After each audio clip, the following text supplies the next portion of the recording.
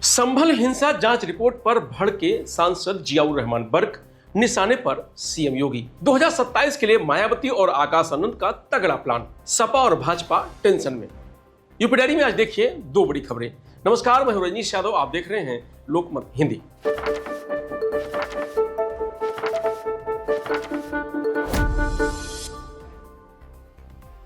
संभल हिंसा जांच रिपोर्ट पर सियासत जारी है। सपा सांसद जियाउर रहमान बर्क का योगी सरकार पर हमला और पूछे कई सवाल। सांसद जियाउर रहमान बर्क ने कहा कि संभल हिंसा की जांच के लिए आयोग बना था, न कि वहां के इतिहास का पता लगाने के लिए। अगर इतिहास की बातें हो रही हैं तो मैं भी इतिहास बताऊंगा।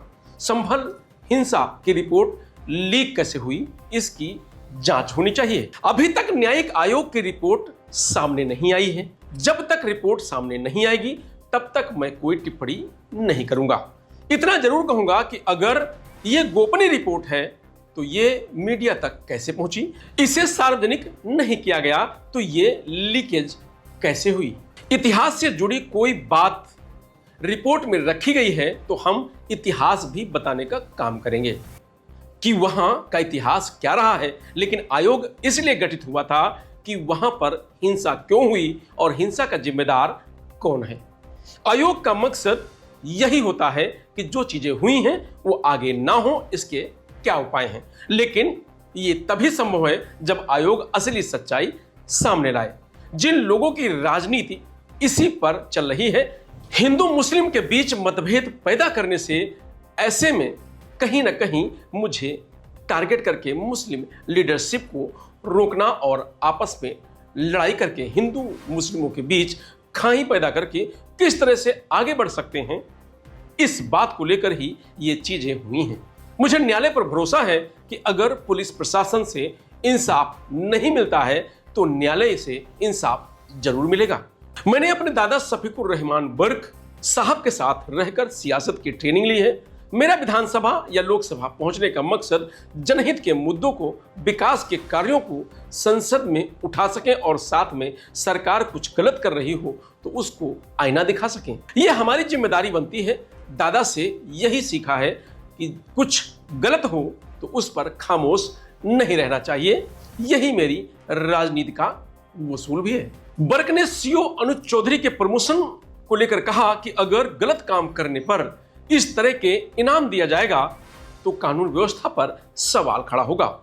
हमारा कहना है कि ऐसे लोगों को सजा मिलनी चाहिए, लेकिन अगर इनाम दिया जाएगा तो आने वाले समय में अच्छा काम करने वालों का मोरल डाउन होगा और जो ऐसा करते हैं उनका मोरल हाई होगा। बर्क ने कहा कि योगी जी से हमारा अनुरोध सिर्फ इतना है कि संभल को बांटने का काम ना करें। आप जो बनाना है वो बनाएं।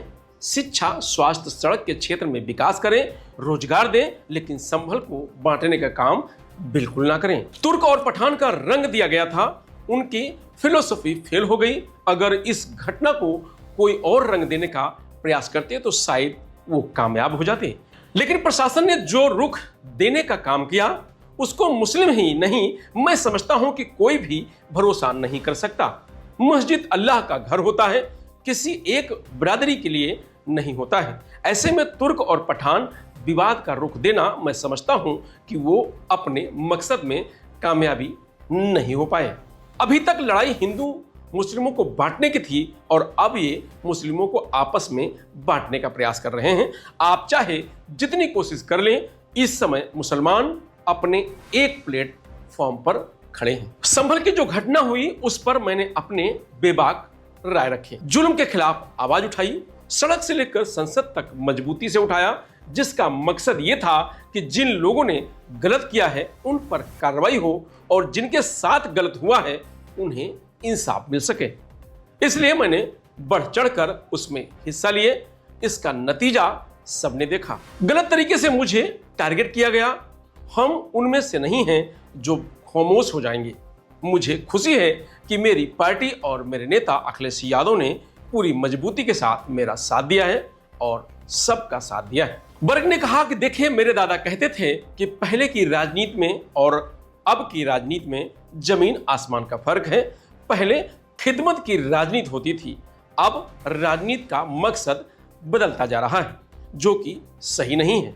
राजनीति का मकसद यह होना चाहिए कि जो लोग अभी अपने देश के अंदर बड़ी संख्या में पिछड़े हुए हैं, उनको अच्छी शिक्षा और अच्छा रोजगार नहीं मिल पा रहा है, इन चीजों पर फोकस करते हुए अपनी बात उठानी चाहिए।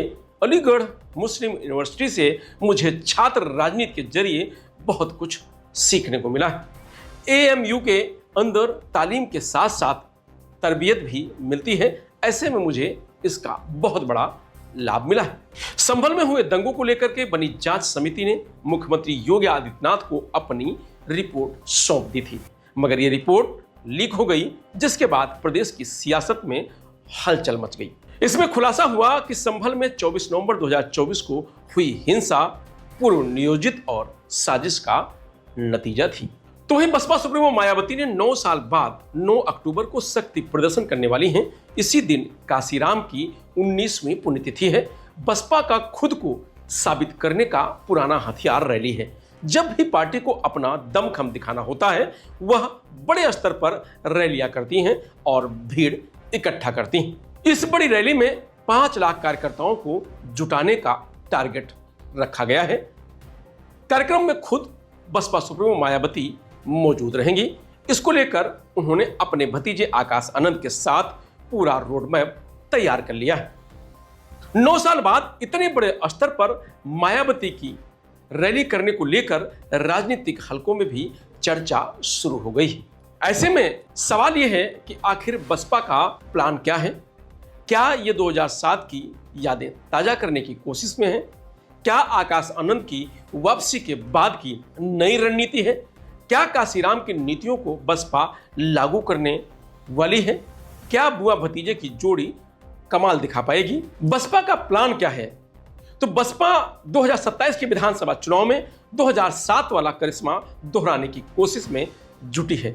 इसी कड़ी में मायावती ने काशीराम की पुण्यतिथि पर लखनऊ स्थित काशीराम स्मारक में विशाल जनसभा करने का ऐलान किया है। राजनीतिक हलकों में चर्चा हो रही है कि इस आयोजन से मायावती न सिर्फ काशीराम की स्मृति को श्रद्धांजलि देंगी, बल्कि आगामी 2027 विधानसभा चुनाव और पंचायत चुनाव को लेकर भी कार्यकर्ताओं को नई दिशा देंगी। बहुजन समाज पार्टी के लिए यह रैली एक परीक्षा जैसी होगी। अगर पार्टी इस आयोजन में बड़ी संख्या में लोग जुटाने में कामयाब रहती है, तो इससे 2027 के विधानसभा चुनाव में उनकी संभावनाएं मजबूत हो सकती हैं। हालांकि लगातार घटते वोट प्रतिशत और संगठनात्मक कमजोरियों के बीच मायावती के लिए यह चुनौती आसान नहीं होगी। काशीराम की पुण्यतिथि पर होने वाली यह रैली बीएसपी के लिए केवल एक श्रद्धांजलि कार्यक्रम ही नहीं, बल्कि संगठन को फिर से मजबूत करने और समर्थकों में नया जोश भरने का मौका भी होगा।